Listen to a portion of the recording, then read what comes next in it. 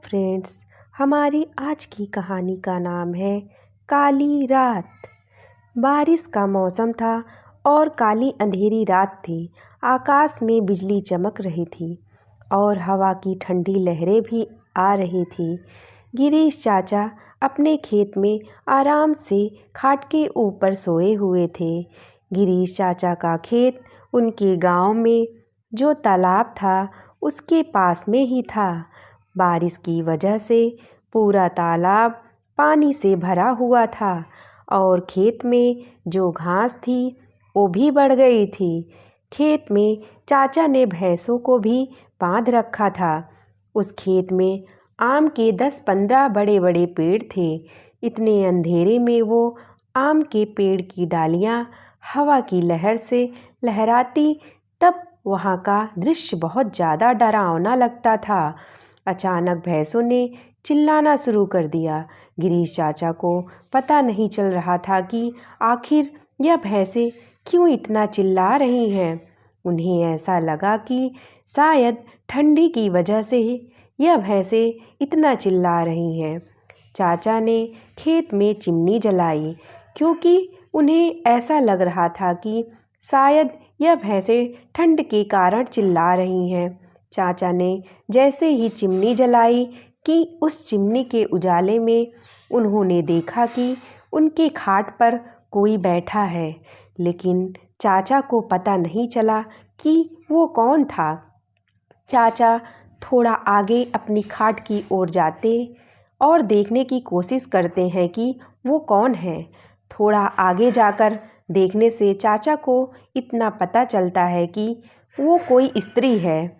आखिर अभी भी गिरीश चाचा को वो नहीं पता चलता है कि आखिर ये स्त्री है कौन। इतने अंधेरे में चाचा को डर लग रहा था। डर की वजह से उनका शरीर भी कांपने लगा था। ऊपर से आकाश में बिजली भी हो रही थी और उस समय जो वातावरण था वो बहुत डरावना था। गिरीश चाचा वैसे तो बहादुर थे, लेकिन आज उन्हें भी डर लग रहा था।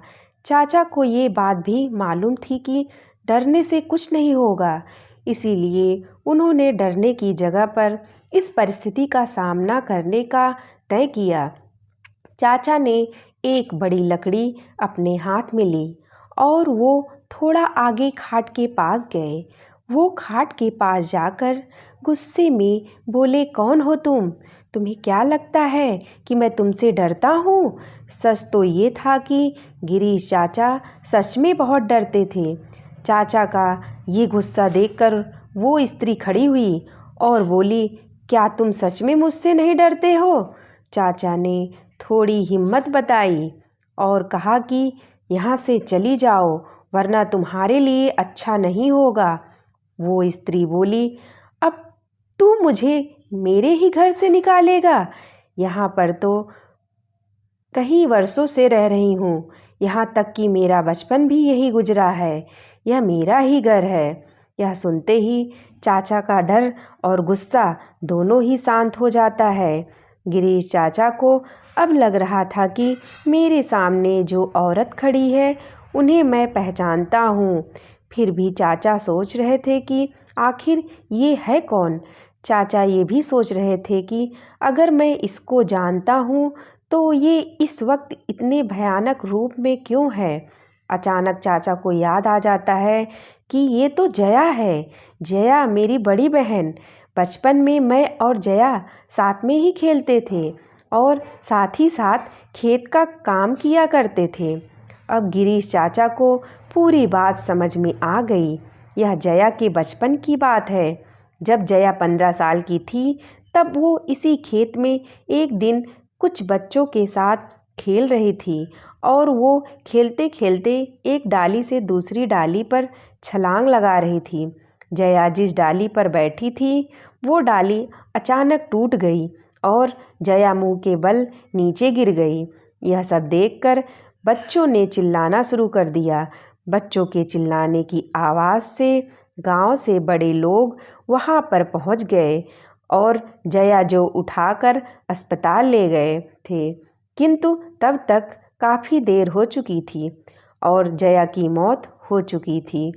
गिरीश चाचा को ये सारी बातें याद आ गई थी, लेकिन जब उन्होंने खाट पर देखा तब वहाँ कोई नहीं था।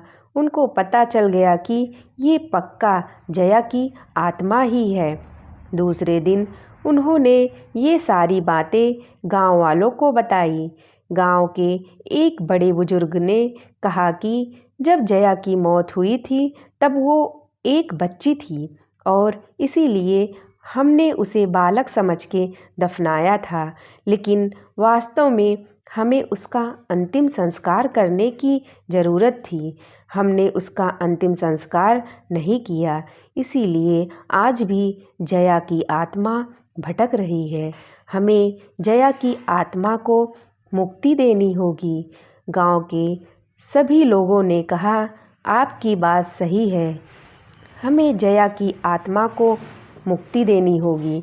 गिरीश चाचा ने तुरंत ही जया को जहाँ दफनाया गया था वहाँ से निकाला और चाचा ने जया के शव का अग्नि संस्कार किया और उसकी आत्मा को शांति दिलाई।